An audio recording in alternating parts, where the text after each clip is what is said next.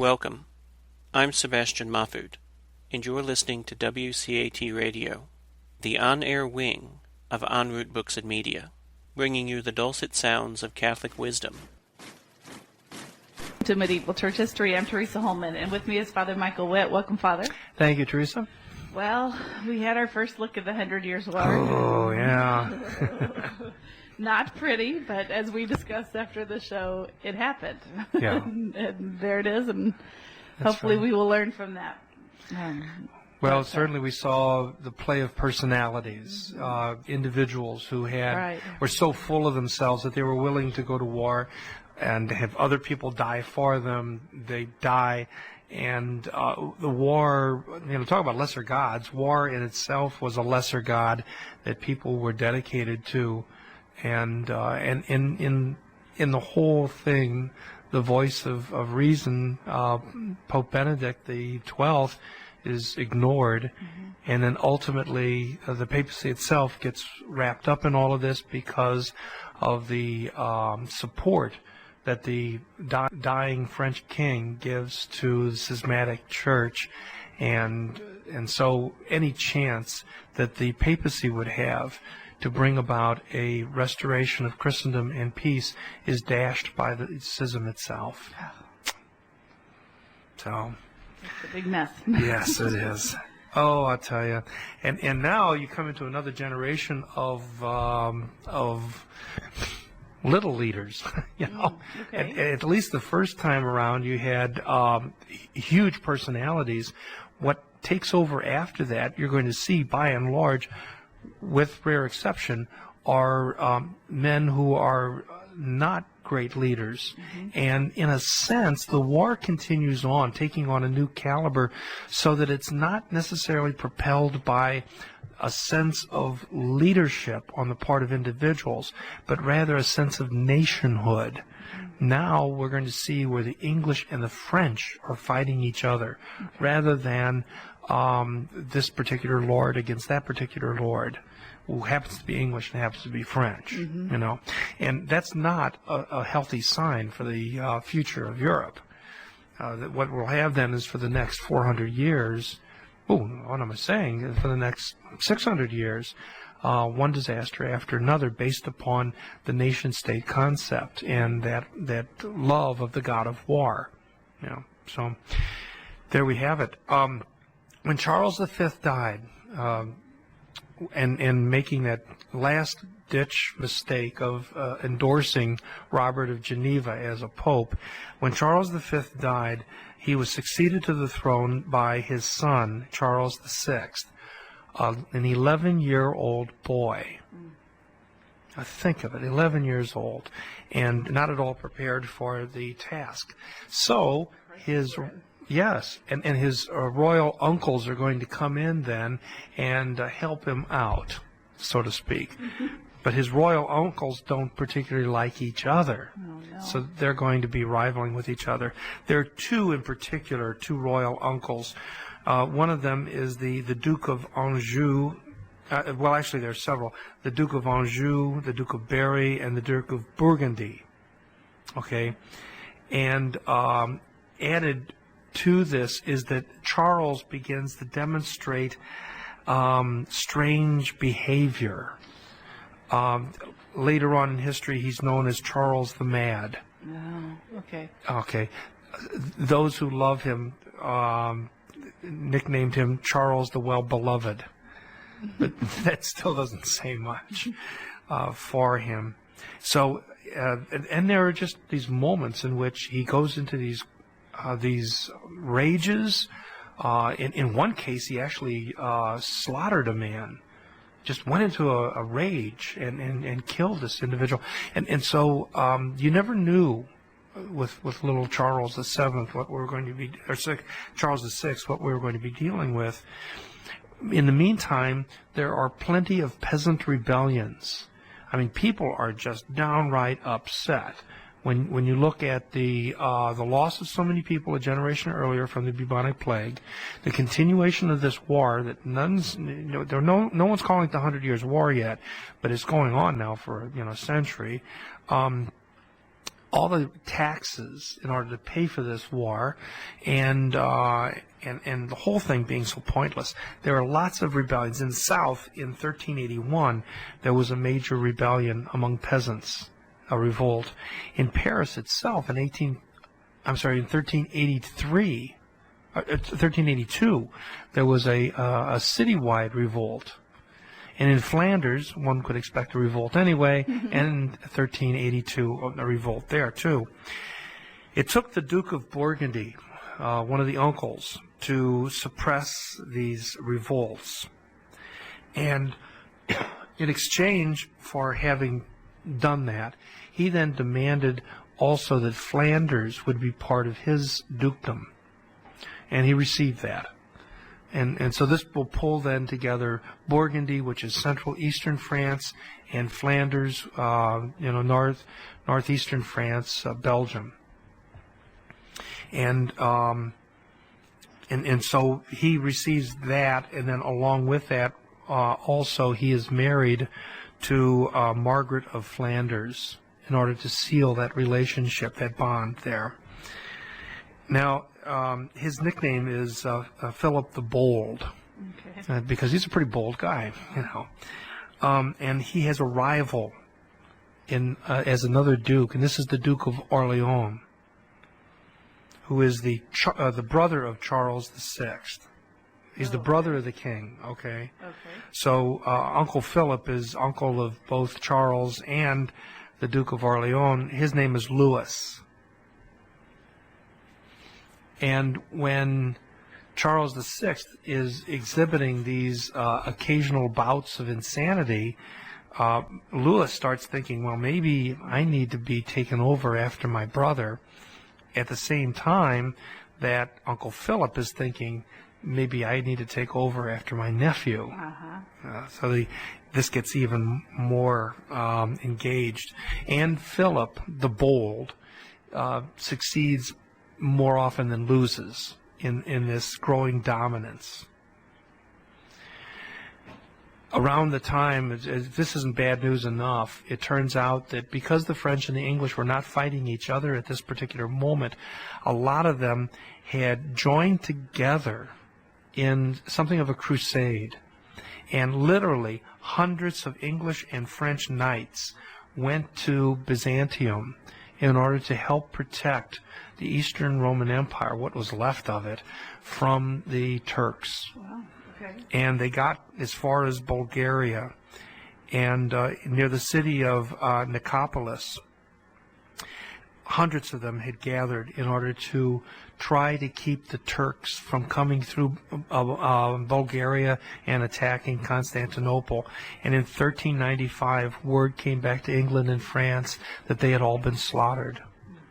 The Turks won this battle, and ultimately, I don't know if all of them were slaughtered, but it was bad enough of a defeat that many of them were, and eventually the Turks would succeed in 1453 in taking the city of Constantinople, ending for good then the Byzantine Empire.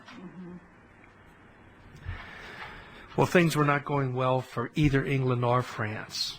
If you could have a war and both sides lose, it looked like that's what was happening. Over in England, after the high water mark in 1360 of the Treaty of Brittany, which had given that territory permanently to the English, what you had then was 14 years of what's known as the age of the dotage. The Black Prince simply got old. Those things happen. And he was ill most of the time. He was lethargic a good portion of the time. His wife died, and he was dominated by one of her ladies-in-waiting. Now, this is a woman of huge, powerful personality. She was a commoner. Her name was Alice Perez. And not only did she have an in with the Black Prince because of his wife's status, but also she was the Black Prince's mistress, and added to that the mother of his illegitimate son. And eventually, before he died, he would have 4 children by her. And so she controlled him. And as I say, he was no longer a force for English unity.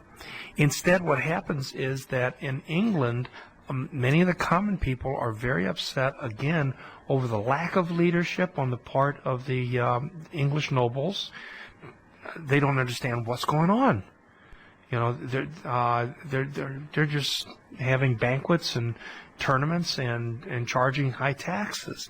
And one individual in particular, a priest by the name of Father Langland, had sermons he preached consistently, and they were very popular with the people.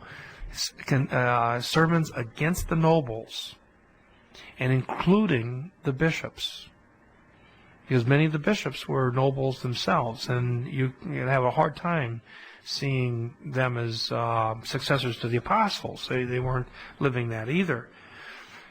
Along with Langland's sermons, you also have another priest who's doing a lot of writing at this time and encouraging people. His name is John Wycliffe. Oh, okay. Yeah.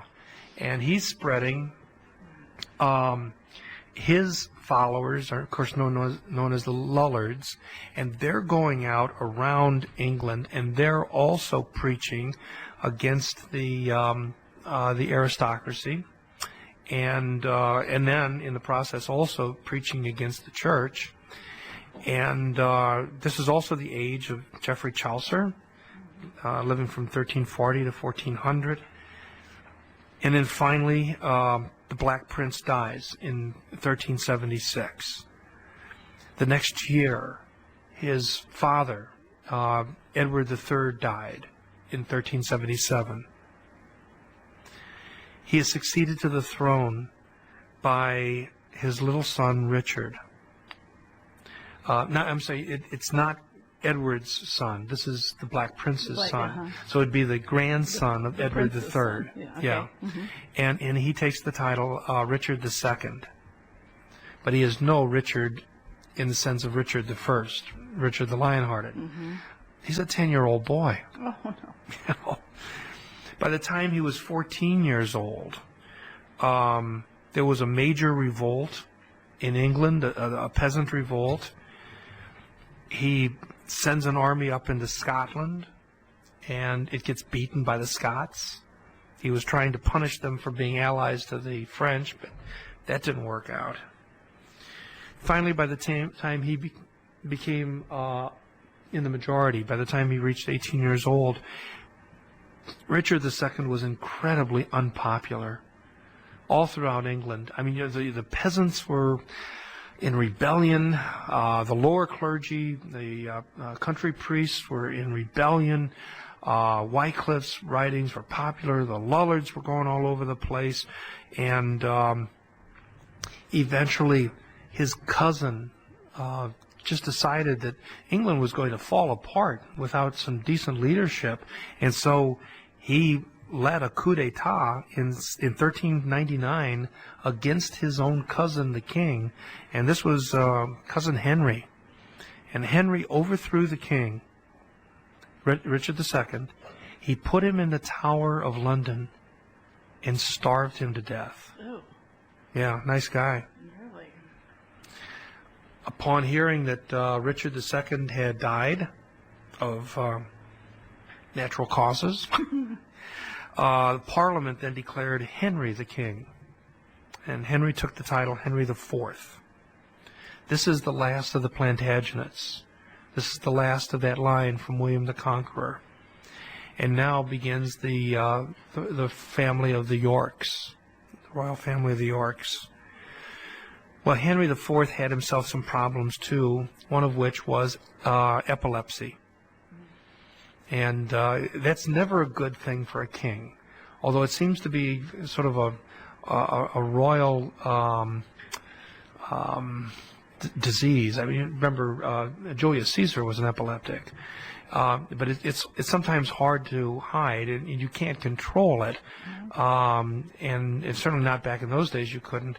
And so, in the middle of a a meeting, in the middle of a court audience, in the middle of mass, in the middle of a public hearing, in the middle of a battle, for the king to drop out into an epileptic seizure was a pretty difficult thing.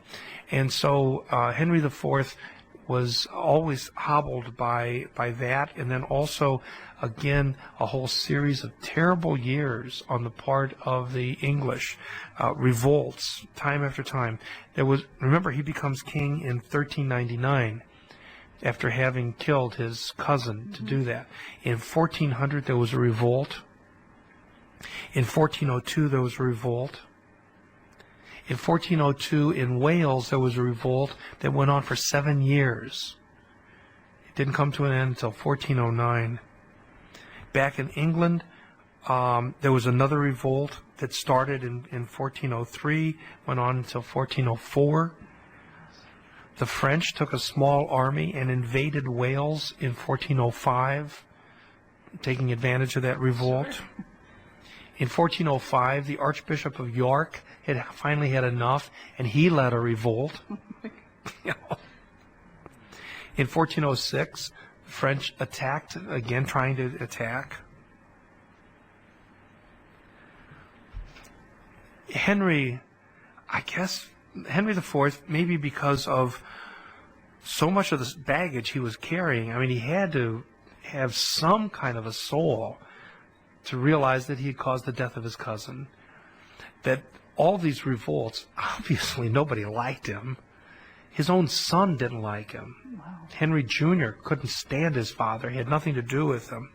And so Henry IV fell further and further into a depression and locked himself up more and more until finally in 1413 he died.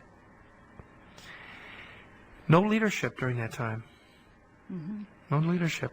And so he succeeded to the throne then by his son, the son that couldn't stand him.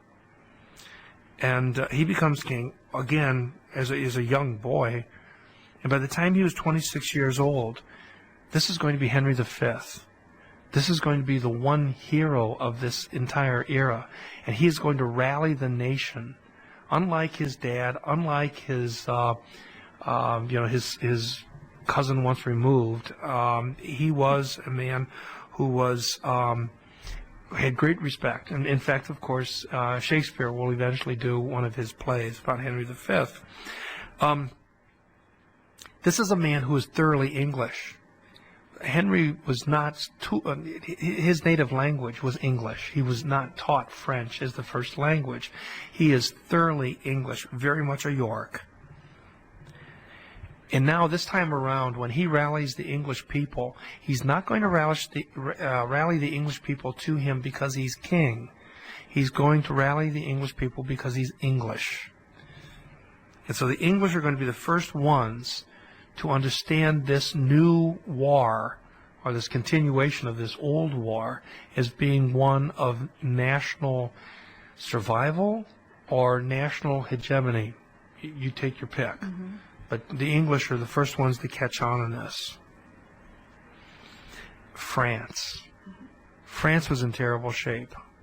When we left off, we were just looking at, France with a king that was having bouts of insanity, a bunch of uncles and his brother trying to grab control. Basically, France could be divided into two groups.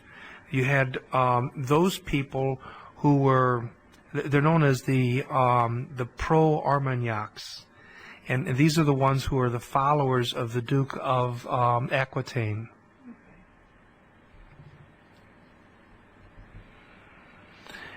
And the other are the Burgundians. And again, they're going to have a powerful personality as the Duke of Burgundy. John the Bold, remember Uncle John? Okay, when he dies, he gives over control of Burgundy/Flanders, of course, to his son, who is known in history as John the Fearless. And he'll be on that throne of the Duke of Burgundy for 15 years, from 1404 to 1419. Now, both sides realize that Henry V is a very powerful personality, and he's rallying England to his side. So both sides are going to try to convince Henry to support them over the other ones in uniting France. Of course, it's not to the benefit of Henry to see France united under anyone. Mm-hmm. Well, the Burgundians promise him that they would restore, if he elects them, he favors the Burgundians, that they'll do everything they can to return all the treaty lands of Brittany back to the English. Okay, so that whole Aquitaine area will go back. Plus, they'll make the King Henry V, they'll make him the Duke of Berry, and they'll let him have the title King of France as long as he doesn't use it. Okay. So that's a pretty good deal. Now, the Armagnacs are not excited about this because their heartland is Aquitaine. So they're going to lose all of this if he sides with the Burgundians. So instead, what they did was they offered him the hand of Charles VI's daughter, Catherine, so that he would be able to marry into the royal family in France. And since they couldn't offer him anything else except money, they offered him 10 million royal crowns. I don't know what that's worth, but it was worth a lot of money. Now, what Henry V does is he very cleverly negotiates with both sides, and with the intention of not going on either side, but basically stalling them until he had a large enough army in order to do what he wanted to on his own. And the key to this army is going to be two groups, those bowmen. He gets those guys back out there and trains the long bowmen. He wants to use them like what they were used at Crécy.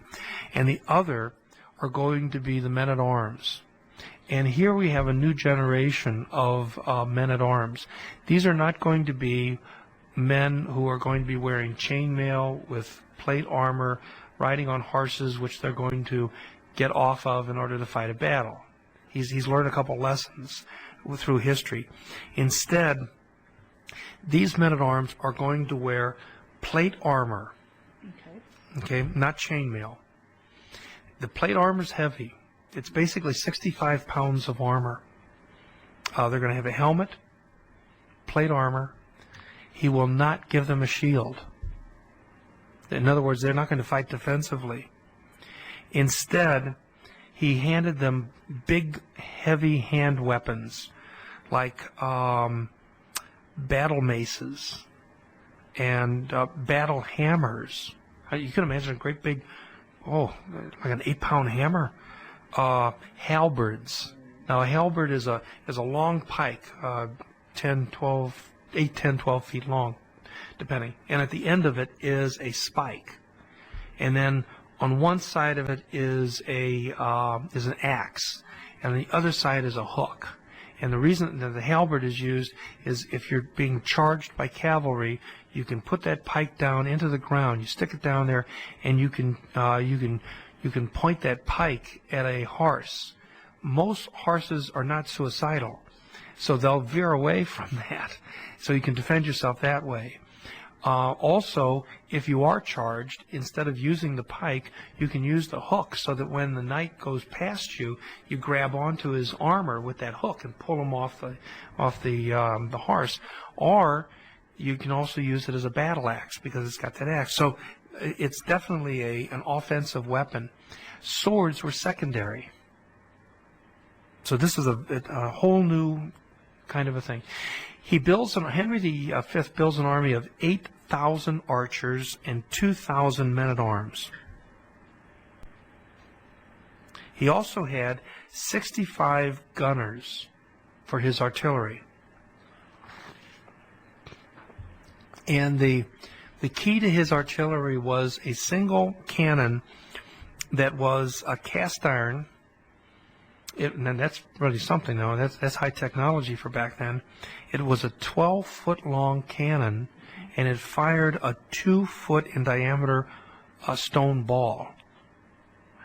So that would put some wallop. Big. Yeah. When the negotiations on both sides failed, as he knew they would, he pulled together a fleet of 1,500 ships, put his men on them, and then sailed for France. It took 3 days to get across the sea, the English Channel, and they landed not at Calais, which one would have expected, but rather at a smaller port city called Harfleur, and he easily took that, although there was significant resistance. But it offered a more direct route to Paris. His intention is to march on Paris, declare himself the king, and then all the spoils would go to him.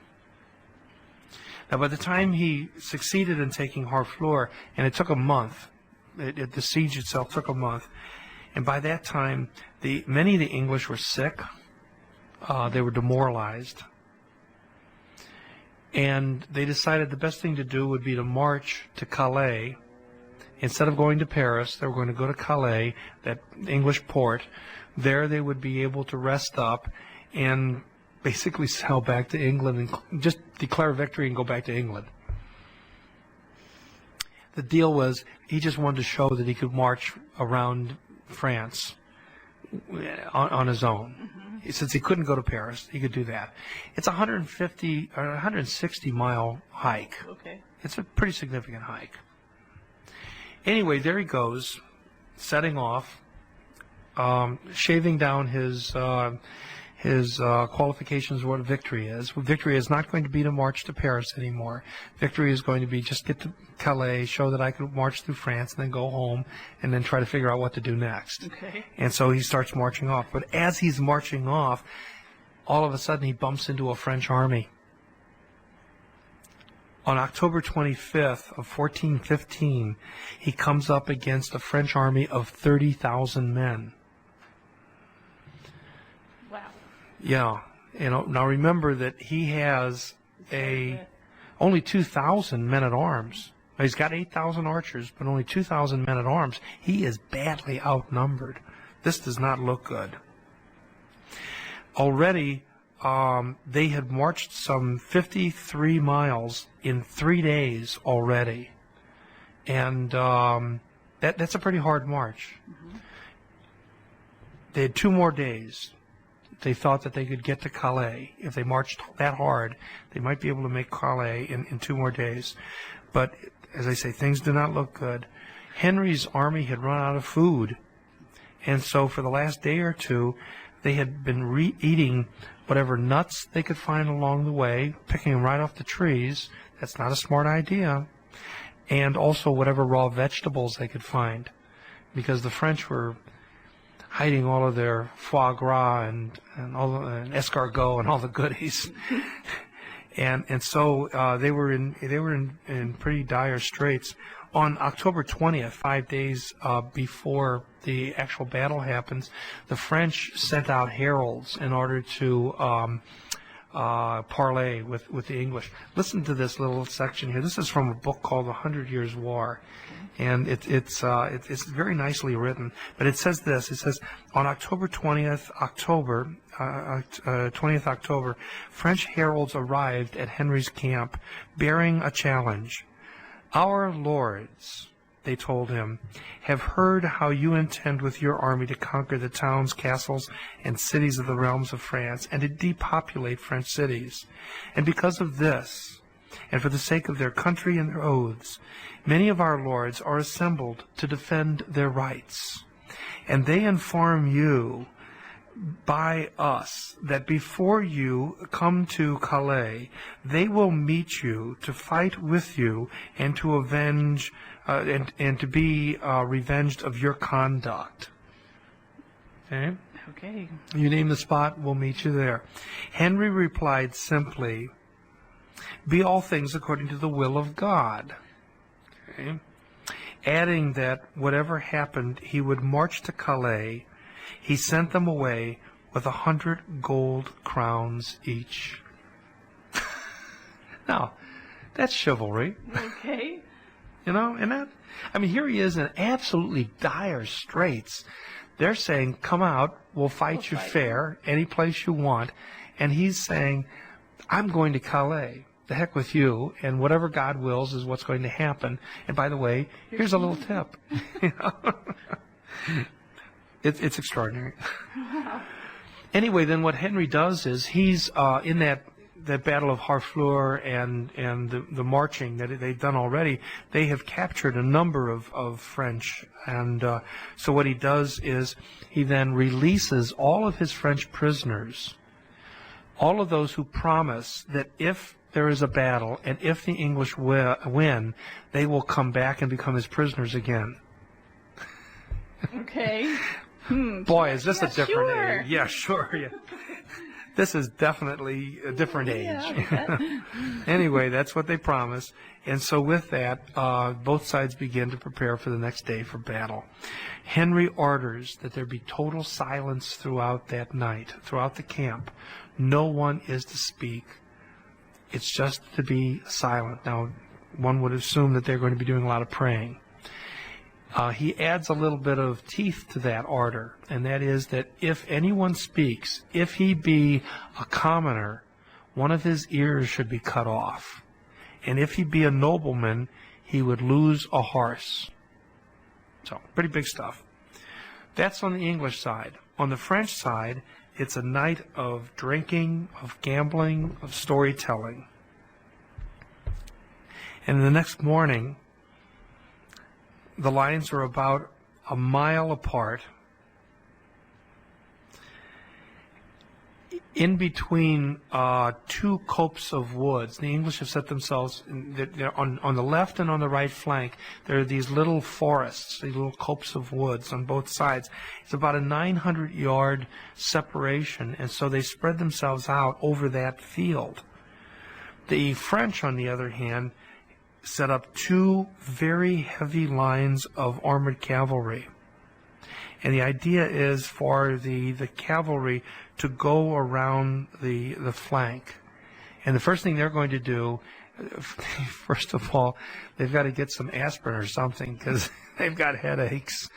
They've been carousing all night long. But the first thing they decide they're going to do is worsen their headaches by setting off some what they call bombards. They're going to shoot artillery at the English lines. And unfortunately, I guess they hadn't learned the lesson yet that it's best not to stand in front of a cannon when someone fires it, because they fired off. Yeah, I know. We're back to Monty Python. The French put the cannons in the back of the line, fired them off, and they killed a bunch of Frenchmen before they even got to the English. The English have set themselves up into four wedges of archers, and then the armored infantry are in between. And for 4 hours, both sides looked at each other after they didn't know what to do with the artillery because they had killed their own people. And by then, it's late morning, and the French, who had been carousing all night long, are hungry, and so they sent out for lunch. Now, you have to understand that lunch in the middle of a medieval battlefield means basically the soldiers, the knights, sitting on their horses, pages and squires coming up and then feeding them, giving them something, and drink while they're on these horses in full armor. They can't get get off the horses, obviously. Henry then moves his men out of their positions forward, especially the bowmen, and they get to the extreme range of a bowman, and then they begin firing these volleys, 4 and 5 a minute, into the French knights. Now, these obviously the arrows are bouncing off the armor, unless they're getting into the kinks of the armor, into the eye plates or whatever. But it really irritates the French, who have just finished lunch, and now they're being pelted by these guys. And of course, some horses are going down. So what the French do is then they charge, and they charge the flanks, the left and right flanks of the English, but some very bad things happen, bad mistakes. A couple days before the battle, the French farmers in the area had gone out and they had turned the soil over in that very same area. So what would have been firm ground instead, because of rain, was a muddy mess. And so this charge, which was 4 to 5 miles an hour to begin with, turns out to be a very slow, bogging down movement, so that as they got closer and closer, the English were pelting them with these arrows, and they were hitting and piercing what light armor the horses had. And so the horses are being killed and wounded, which of course means that the cavalry are going down. The knights are in this terrible muck. And then the French infantry is ordered to charge. And what they do is they surge forward, they go across the field, they are slopping through this mud, they're stepping on the knights who have been knocked down, and some of them literally drowned in the mud. And then they get to the English lines, but not enough force. There's a melee that takes place, a fight, hand-to-hand fight that takes place. But they're so closely packed together that they can't swing their halberds and their battle axes and their swords. And so it's sort of like a big football game. A rugby game is probably even better description of that. Many of the French fell. If they went down, they were drowned in the mud. By this time, the French armor was much lighter than what it had been before. It's only 30 to 35 pounds, so it would have been not impossible for them to have gotten back up. In fact, actually, the French armor weighed less than the modern American soldier weighs today. The modern American soldier in combat carries more gear than these medieval knights did. But nonetheless, they were up to their knees in mud. You just don't move around real easy. And with each line coming in, the next line is sandwiched between the English and the French. And this pushing match, the French are just mowed down. The prisoners that are taken on the field are then moved to the back of the lines. The idea is that when the English win this battle, which they think they might win now, they're going to be able to ransom these guys off and make a lot of money. So they move to the back of the line. And now a third French charge comes in. And by this time, there are some 600 prisoners. And they have a token guard of only a couple dozen guards. And some of the prisoners, not all of them, but some of the prisoners saw an opportunity, and they overwhelmed the English guards, which was bad enough. But then they also broke into the impedimenta of the English army, including the royal carriage, which carried the crowns of Henry V. And when he saw these Frenchmen taking off with his crowns, he was very upset. And so what he did was, and this is one of the low marks in his life, he then sent English back to slaughter the prisoners. The men-at-arms, it's a sign of their chivalry, they refused the king's request. And so instead he sent 200 archers in, and they slaughtered many of these French. Now, as they were dying, as the French prisoners were dying, then the third line had crashed against the English line and was in retreat. And so once Henry saw that the prisoners were not going to overwhelm the rear of his line, and the French had retreated, he ordered the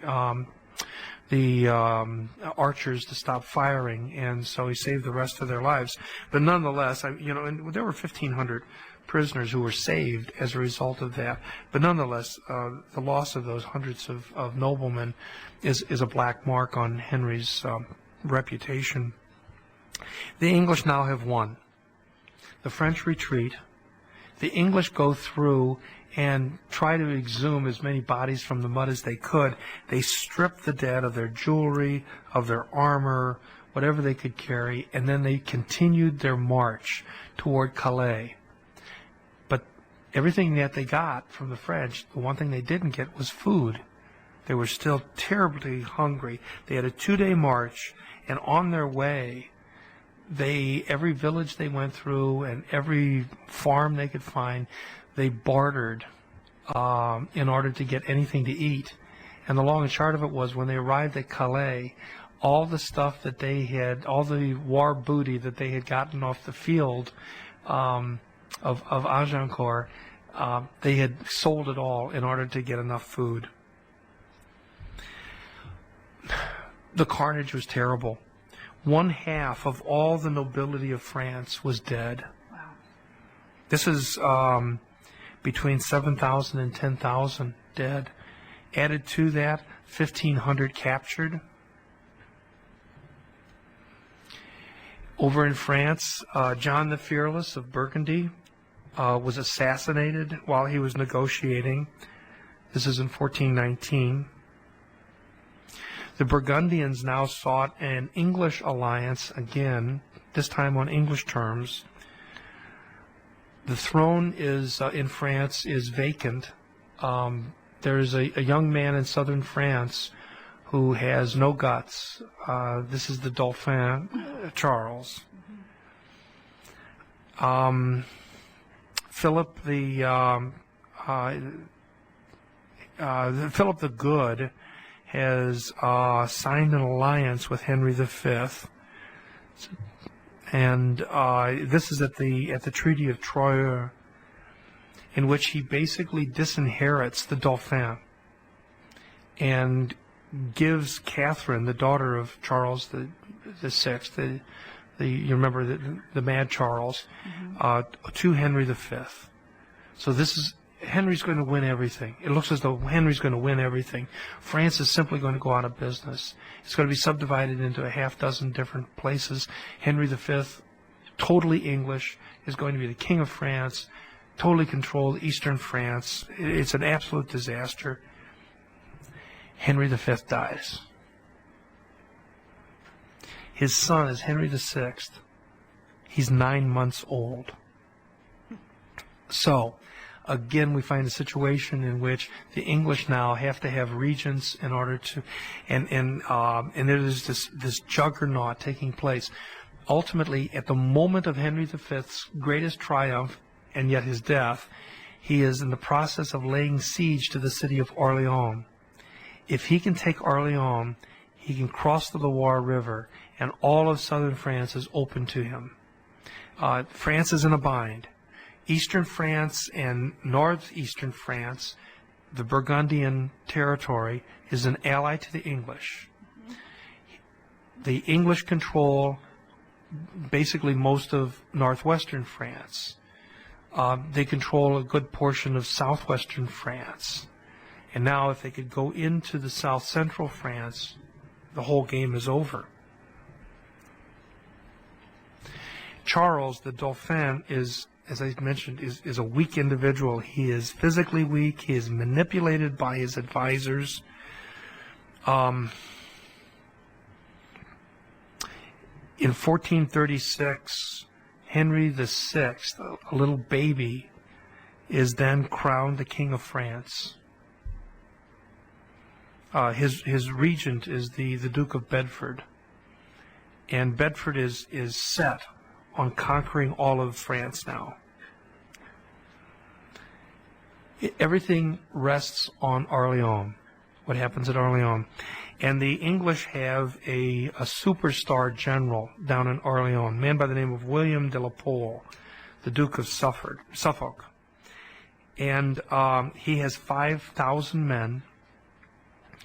In May of 1429, he is prepared to finish off the siege when all of a sudden he finds himself confronted by a little teenage girl, a little French girl, who's leading French troops in order to lift the siege.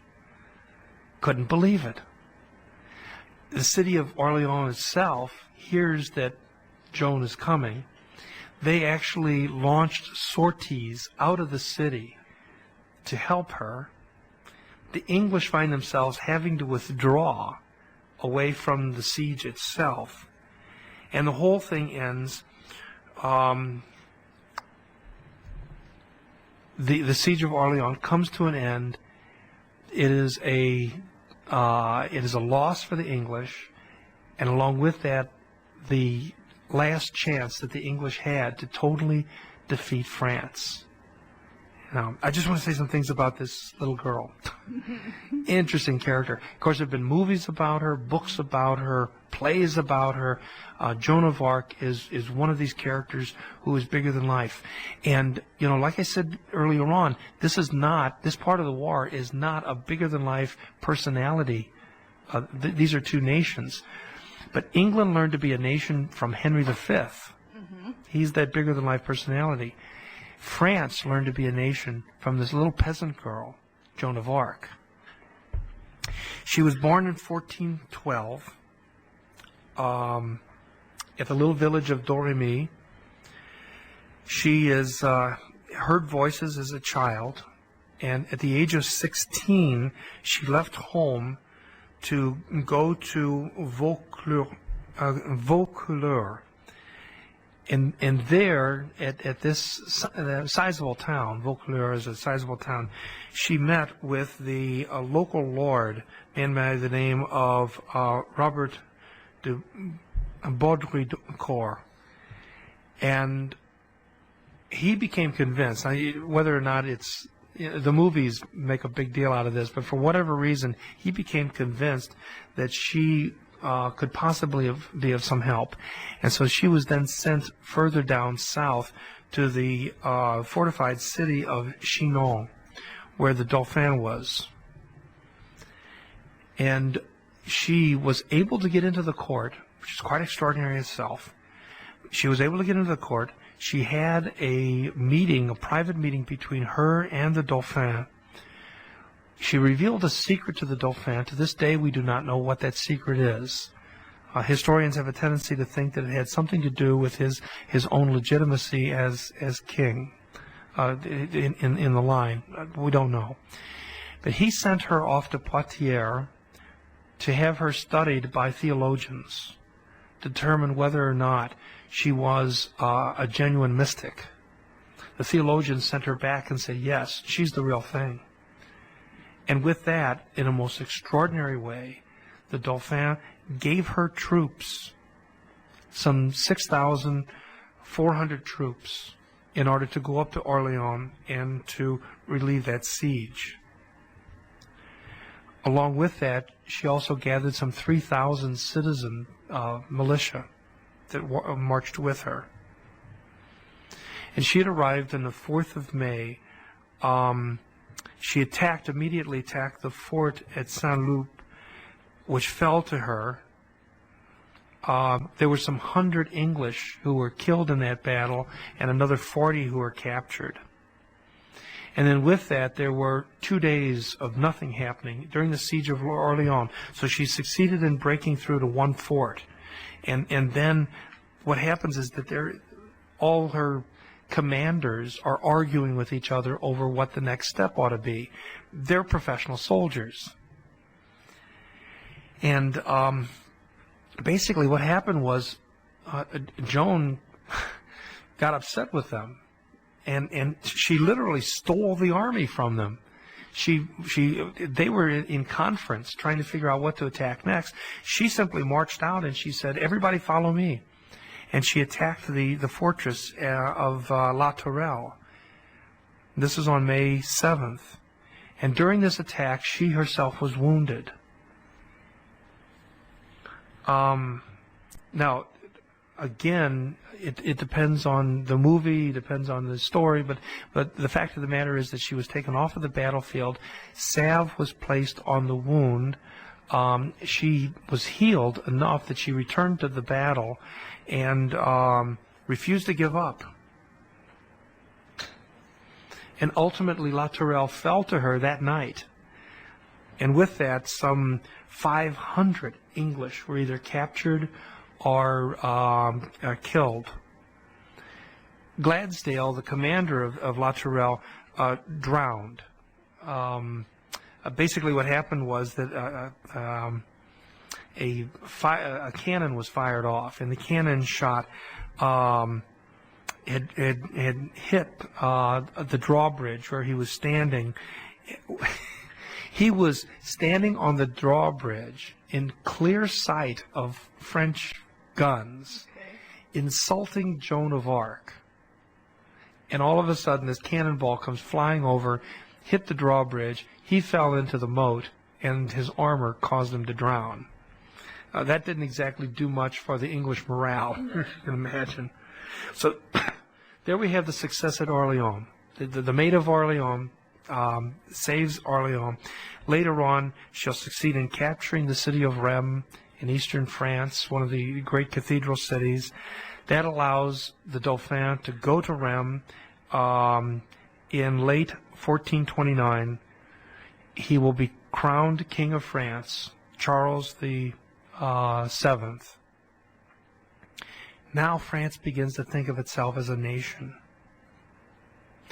Eventually, Joan will lay siege to Paris. It'll be unsuccessful. She herself is again wounded. This is in 1430. And then later at the Battle of Compiègne, she will be captured by the Burgundians, who will then turn her over to the English for a witch trial. There's going to be a confession. She will repudiate the confession. The end result is that when you repudiate a confession, you'll be burned at the stake.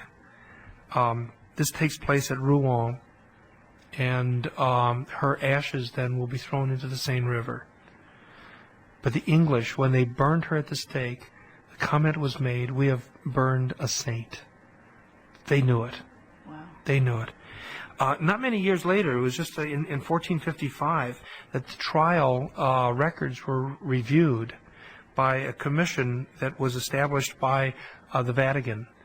It was called the Procès de Réhabilitation. And in this, these theologians and canon lawyers studied the trials itself. And in the end, they criticized both the English and the King of France.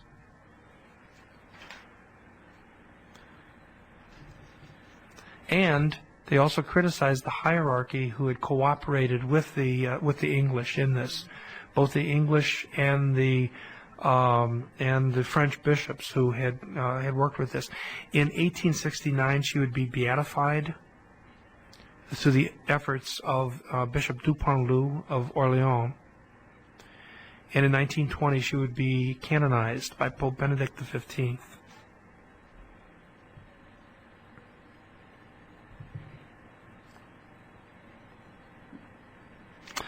By the time the Paris review had taken place and had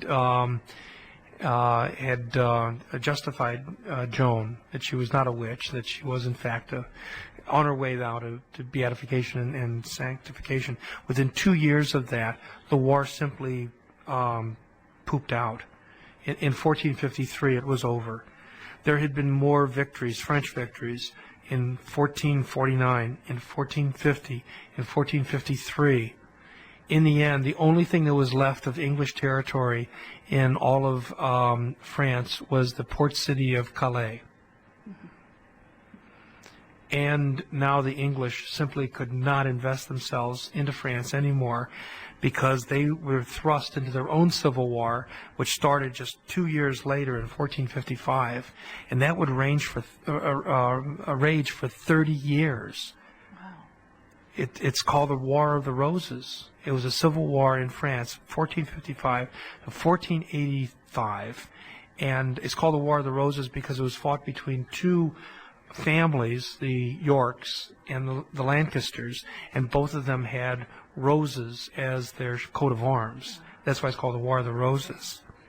Again, let me go ahead and go back to Desmond Stewart's Wonderful little book. It's simply called The 100 Years' War. It came out in 1978, but it makes as much clarity as you can get out of this very muddled thing. And he said the following, and this is a lovely way to end this. He said, the only English memorials of the 100 Years' War are Lord Berners' majestic rendering of Froissart and Shakespeare's historical plays. For the French, it is a different story. France suffered horribly when England escaped unharmed. Think about this. There was no battle fought in England. Every local historian in northern and western France will show the tourist a chateau or a church which was sacked by the English. There is a strong case for maintaining that the origins of an uneasy relationship between the two peoples can be found in the battles and sieges and the chevauchés and ransomings and lootings and the petit, the burning, and the killing by the English in France during the 100 Years' War. This was a legacy that was going to be with them really all the way, I mean, it still is uneasy, isn't it? Mm-hmm. Yeah.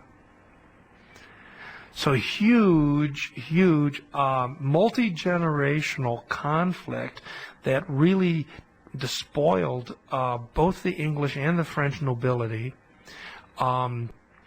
Huge opportunities of civilization lost as whole cities were ravaged, libraries ravaged, churches ravaged, populations ravaged, in the middle of the worst medical disaster in history, and then the church itself unable to do anything from the top because of the Great Schism.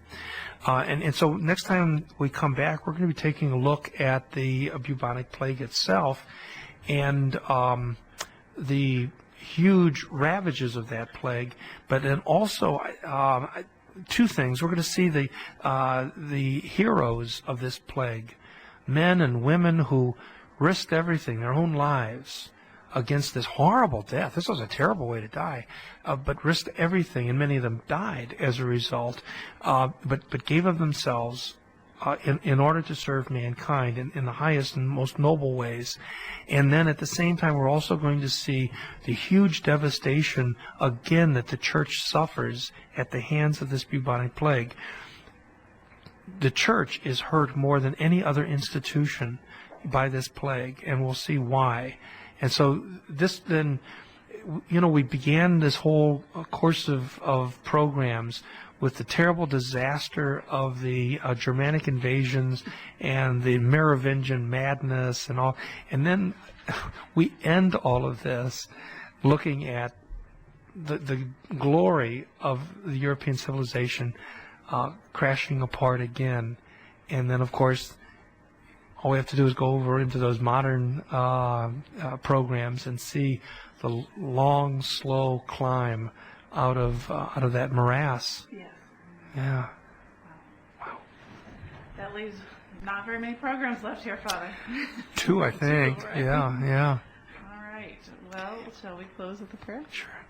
Glory be to the Father, to the Son, and to the Holy Spirit. As it was in the beginning, is now, and ever shall be, world without end. Amen. May Almighty God bless you in the name of the Father, and of the Son, and of the Holy Spirit. Amen. Thank you, Father. Yes. We hope you enjoyed the program and will join us back for another show on WCAT Radio. This is Sebastian Mahfood. Good day.